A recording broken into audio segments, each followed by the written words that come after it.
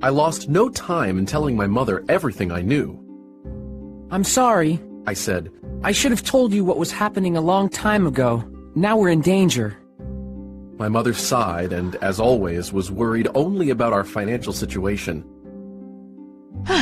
Well, the captain owes us quite a bit of money, but I don't think any of his seedy old shipmates will pay his debts.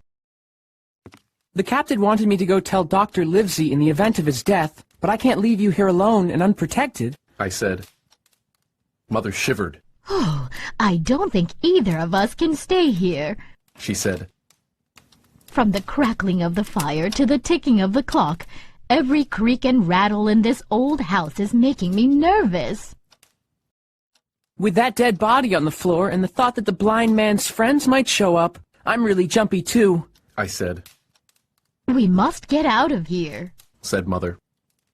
I agreed. We'll ask for help in the village. We rushed out into the frosty, foggy evening, and by the time we reached the village, it was dark.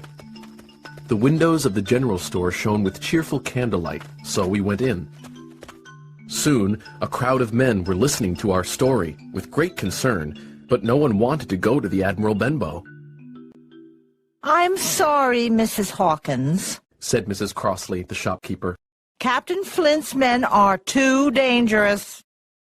We might find someone to ride in the opposite direction of Dr. Livesey's, one man said. But no one in his right mind would dare help you defend the inn. I will not, Mother declared, lose money that belongs to my fatherless boy. If none of you cowards want to help, then Jim and I will go back alone. We'll open that sea chest, even if we have to die doing it. Mrs. Crossley, could I at least have a bag to put our money in? I'll ride to the doctor's for help, one lad volunteered. Another villager handed me a loaded pistol. In case you're attacked, he said. So, my mother and I went back to the inn, slipping along the hedges, noiseless and swift. Finally, the door closed behind us. I bolted the lock, and my mother got a candle. Holding hands, we went over to where the captain lay on his back. His eyes were open, and one arm was extended. We must get the key to the sea chest off that body, she said. Oh, I don't even want to touch it. She let out a sob. I knelt down next to the captain, and close to his hand was a paper that was blackened on one side. This must be the black spot, I said. On the other side of the paper, in clear handwriting, was a message. You have until 10 tonight, I read. Just then, our old clock began to strike, and my mother and I jumped at the sound. We calmed down when we looked at the clock, and I sighed. It's only 6 o'clock. They won't be here for 4 hours yet. Now, Jim, Mother said, find the key. I searched all the captain's pockets but couldn't find it. Perhaps it's around his neck, she suggested. Overcoming a strong disgust, I tore open his shirt. There, on a black string, was the key. I pulled the string over his head, and we hurried up to the captain's room. We found his sea chest against the wall, where it had stood from the day he had first arrived. Give me the key, said Mother, and after a few tries, she turned the stiff lock and opened the lid. On top was a suit of clothes, carefully brushed and folded. This suit has never been worn, Mother said, astonished. Under that were some worthless trinkets, a tobacco pouch, 2 brass compasses, a quadrant, and 6 curious seashells. Impatiently, Mother pulled out an old sea cloak, and underneath was a small bundle of papers and a canvas bag of coins that jingled like gold. I'm an honest woman, Mother said. I'll take what he owes me and no more. Hold open Mrs. Crossley's bag, Jim. She pulled out a handful of coins and began to count them into the bag. Suddenly, I heard a familiar sound, the tap, tap, tapping of the blind man's stick on the frozen road outside, and I put my hand on Mother's arm. Listen, I whispered. The sound drew nearer and nearer, and we held our breath as the bolt rattled on the door. That horrible man is trying to get in, I whispered again. Then there was a long silence. At last, the tapping began anew, and to our indescribable joy, slowly died away. Mother, I said, take the whole thing and let's go. I won't take more than I'm owed, she said. but I won't be content with less. Besides, it's not even 7 yet. Then we heard a low whistle away off, as if a signal was being sent. That was enough for both of us. I'll take what I have, she said, jumping to her feet. I grabbed the bundle of papers too. Then we opened the door and ran out into the moonlight. The fog was rapidly dispersing and wouldn't hide us for long. Behind us, we heard several running footsteps and saw a lantern coming toward us. My dear, Mother gasped breathlessly. take the money and run. I think I'm going to faint. She sighed and collapsed with her head on my shoulder. We were by a little bridge, so I dragged her under it. I couldn't move her any farther, so there we stayed, within earshot of the inn.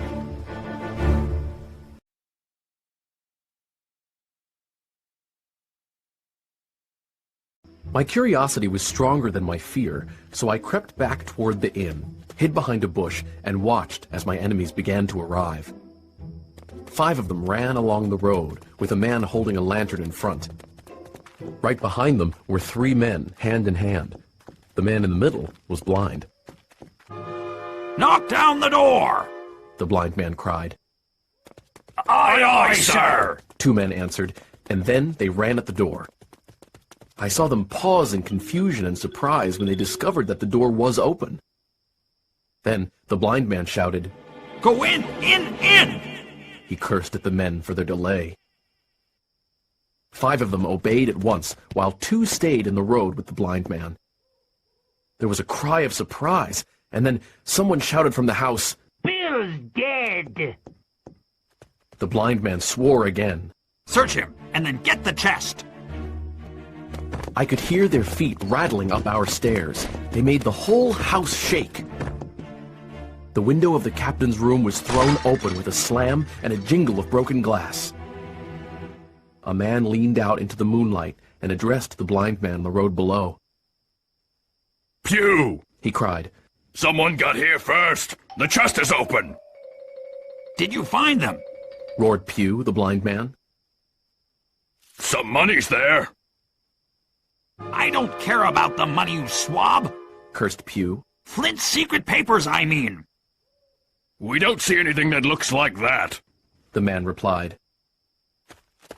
You, below there! Are the papers on Bill? Pew cried to the men on the first floor. At that, another fellow came to the door of the inn. Bill's been searched already, he said. Nothing's left. It's those inn people. It's that boy. I wish I'd put his eyes out. Pew cried. They can't be far. Scatter, lads! Find them! Heavy feet pounded to and fro, and the men toppled furniture over and kicked in the doors of every room. Then the men came out again, one after another, onto the road. They aren't here, one announced. The whistle that had frightened my mother and me earlier sounded 2 times. Then I had thought it was Pew calling his men to assault us. But now I realized it was a warning signal from a lookout hiding somewhere near the village. There's the signal, a man said. That means the law is coming. Let's go! You dogs, you're so close! Cried Pew. Scatter and look for Bill's secret. Oh, if I only had eyes. At Pew's urging, 2 fellows began to look here and there, but half-heartedly, with an eye to their own danger all the time. The rest stood on the road, unsure what to do. You could be as rich as kings, you fools! Pew shouted. But you're just standing around! I'll end up a poor beggar when I could be riding in a fine coach! If you had any guts, you'd catch that boy! Forget it, Pew. We've got the money, grumbled one man. The boy and his parents might have hid the papers. Another said. Take the money, Pew, and don't stand here squawking. Pew struck blindly at his men right and left, with his stick hitting a few of them. They, in turn, cursed at the sightless villain and tried in vain to catch the stick and take it from him. Their quarrel saved my mother and me, for while it was raging there was another sound. Horses galloping. The pirates heard it too. They turned and ran, separating in every direction, so that in half a minute no one remained but Pew. He tapped up and down the road in a frenzy, groping and calling. Finally, he took a wrong turn and ran a few steps past me, crying, Alan! Tom! Job! And other names. Don't leave old Pew! Mates, not old Pew!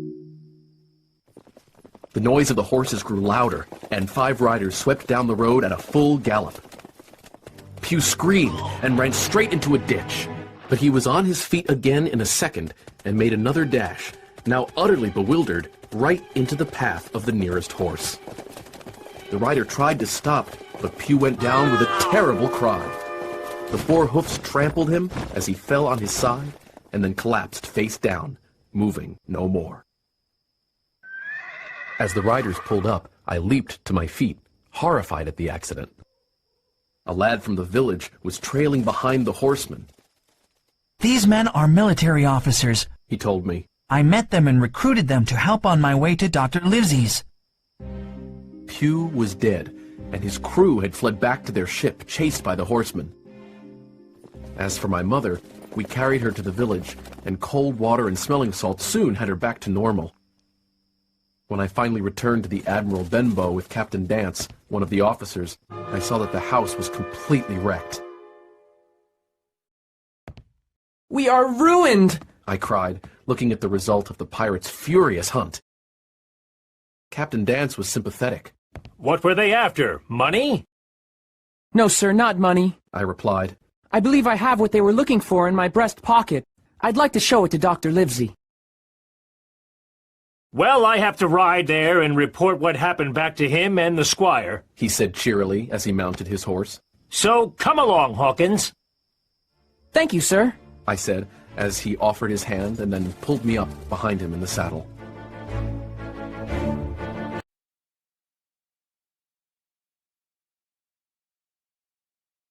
Captain Dance and I rode hard until we drew up before Dr. Livesey's door. The house was dark, but I jumped down and knocked anyway. A maid opened the door. Is Dr. Livesey home? I asked. No, he's dining at Squire Trelawney's house, she said. So much the better, said the captain. We'll find them both at one location. The distance was short, so I ran alongside the horse up the moonlit avenue to the gleaming white buildings and grand old gardens. Here, Captain Dance dismounted, and the squire's servant led us into the library. Squire Trelawney and Dr. Livesey sat on either side of a bright fire smoking their pipes. I'd never seen the squire up close before. Over 6 feet tall, with broad shoulders, he had a friendly face, reddened and lined from his long travels. The natural movement of his very black eyebrows gave him a look of a quick but not a bad temper.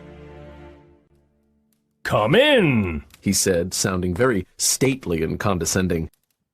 Good evening, Dance, the doctor said with a nod. And good evening to you, Jim. What brings you here? Captain Dance told his story, and the 2 gentlemen leaned forward, forgetting to smoke in their surprise and interest.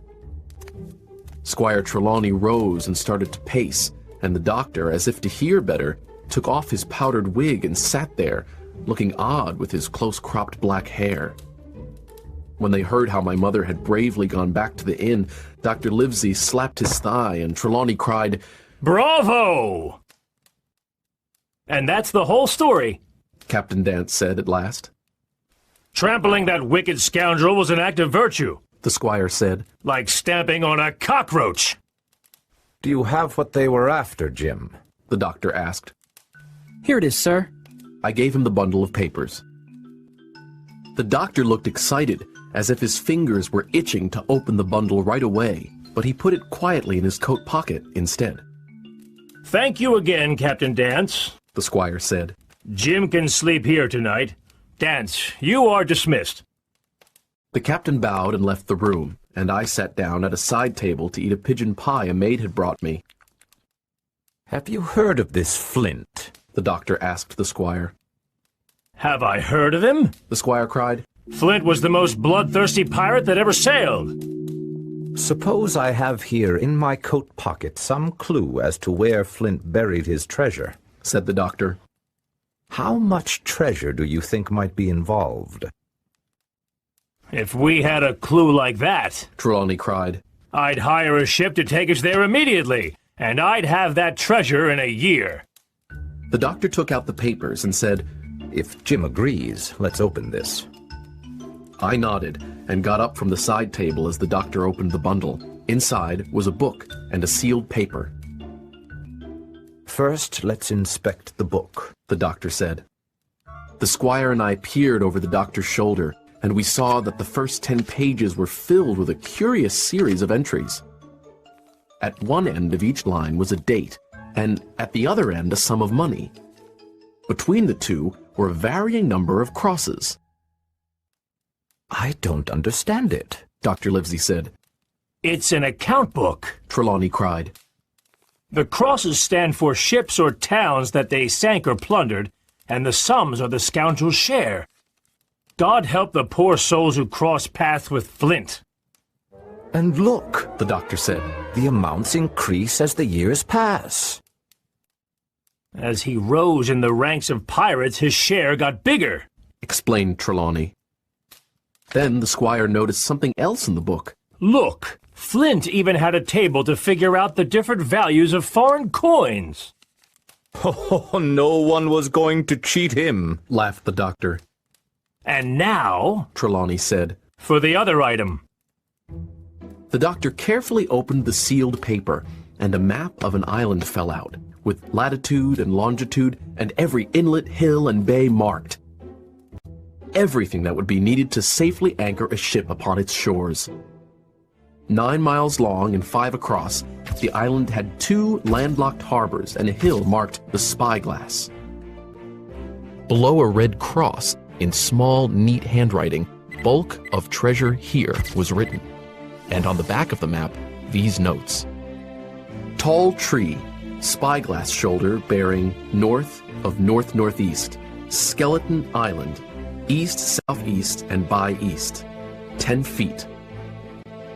The bar silver is in the north cache by the east hill, 10 fathoms south of Black Crag with a face on it. The arms are in the Sand Hill, north, point of North Inlet Cape, bearing east and a quarter north, J.F.